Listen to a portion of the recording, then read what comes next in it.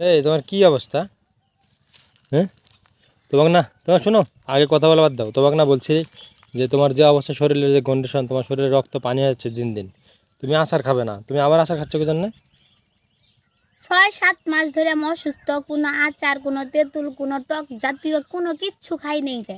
এখন তো তো কি আমি হয়েছে? এখন একটু সুস্থ হইছি দেখেই আমার মা জলপাই আচার বানাইছে, তাই আমি খাইতাছি একটুখানি।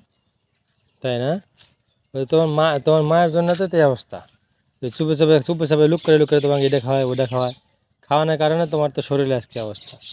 জি না, আমি আল্লাহর রহমতে এখন অনেকটাই ভালো আছি, তাই? অনেকটাই সুস্থ আছি, তাই একটু খাইতে মন চাইলেও অনেক মজা লাগতেছে, অনেকদিন পরে খাইতেছি। তোমার আর জায়গা নাই? বাড়ি কোন জায়গায়, তুমি আইসা কোন জায়গায় এই আচার খাওয়ার জন্য? আমি বাড়িতে বসে আছি তাই?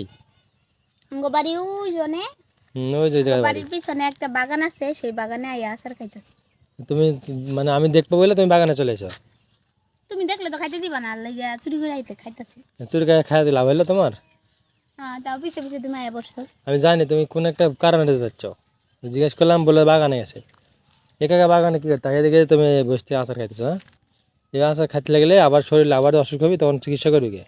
তুমি আর চিকিৎসা করতেছি, 2-2.5-3 লাখ টাকা খরচ করে ফেললাম, তো সন্দেহ হলো না?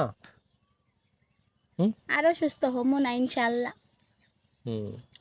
সবাই আমার জন্য বেশি বেশি করে দোয়া করবেন, আমি যেন আরো সুস্থ না হই। ঢাকা যাবে না?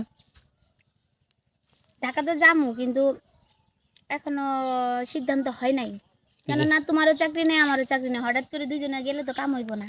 যে কোনো একজনের চাকরি হওয়ার পরে আমার যাইতে হইব, আর আমি তখন চাকরি করতে পারবো না। তাই জন্য তো এখন আমি তো আগামীকাল চলে যেতে যাচ্ছি, চলে যাবো। আগামীকাল যদি চলে যাও, যদি চাকরি হয় তাহলে যাবা। তুমি? তোমার চাকরি হওয়ার পরে আমি যাবো। তাই না? হুম। অনেক তো বসে থেকে খাইলাম। কয় হুম। মাস? 6-7 মাস। 6-7 মাস বসা। হ্যাঁ। তোমার যে এই অবস্থার মধ্যে তুমি যে এই আচার খাইতেছো, পরে রোগ হলে আমি কিছু দেখতে পারবো না। হ্যাঁ, রক্ত সমস্যা হলে আমি আর কিছু দেখতে পারবো না বলে দিলাম।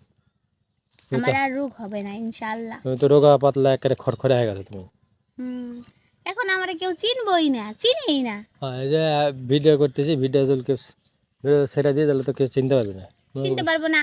আগে এখন আমি অসুস্থ না, আগে তো অসুস্থ ছিলাম না, আগে ভালো ছিলাম, সেই জন্য আগের চেহারা আর এখনকার চেহারা অনেক পরিবর্তন, কি এর জন্য এখন আমি গ্রামে থাকি আর খুব অসুস্থ ছিলাম 7টা মাস। তো সমস্যা নেই, আবার ঠিক হয়ে যাবে যখন ঢাকা যাবো তখন। তাই না? সে ঢাকা একরকম, গ্রামে আরেক রকম। ঢাকার আবহাওয়া গ্রামের আবহাওয়া মিলে না। আর দিয়ে নেক্সট টাইম যেন এই আচার খাতে না দেখি আমি আর। বুঝছো কি বলছি? এই খাওয়া শেষ কিন্তু।